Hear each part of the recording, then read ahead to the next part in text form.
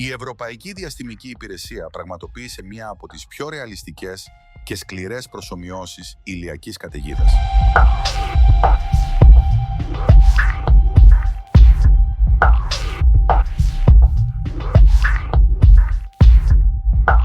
Ερευνητές προσομοίωσαν μία από τις πιο ρεαλιστικές προσομοιώσεις ηλιακής καταιγίδας.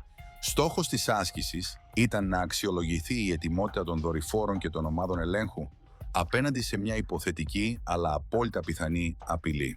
Μια ηλιακή υπερκαταιγίδα στο μέγεθος του ιστορικού Carrington Event του 1859.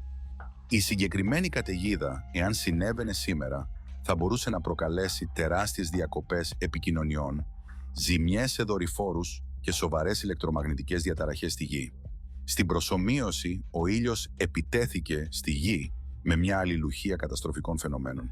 Αρχικά, μια ηλιακή έκλαμψη κατηγορίας X, η ισχυρότερη μορφή έκρηξης που μπορεί να καταγραφεί, εκτόξευσε ακτινοβολία που έφτασε στον πλανήτη μέσα σε 8 λεπτά. Το αποτέλεσμα ήταν άμεση διακοπή ραντάρ, επικοινωνιών και δορυφορικών σημάτων. Λίγο αργότερα, ένα καταιγιστικό ρεύμα σωματιδίων υψηλής ενέργειας, αποτελούμενο από πρωτόνια, ηλεκτρόνια και σωματίδια α, έπληξε τους δορυφόρους σε τροχιά, προκαλώντας αλλίωση δεδομένων και πιθανές βλάβες σε κρίσιμα ηλεκτρονικά συστήματα.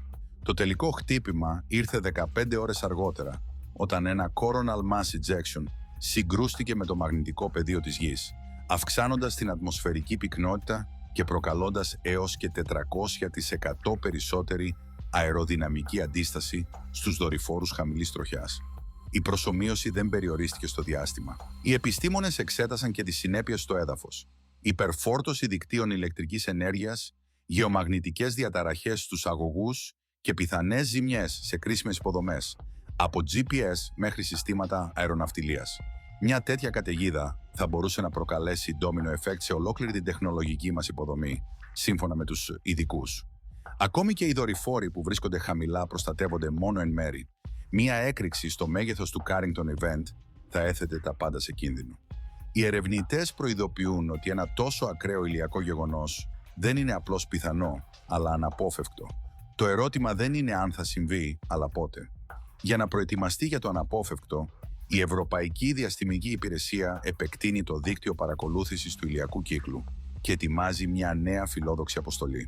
Ένας νέος δορυφόρος θα τοποθετηθεί στο σημείο L5, ένα σταθερό σημείο βαρύτητας μεταξύ Γης και ήλιου, ώστε να μπορεί να ανιχνεύει εκρήξεις ηλιακής δραστηριότητας ώρες ή και μέρες πριν αυτές φτάσουν στον πλανήτη μας.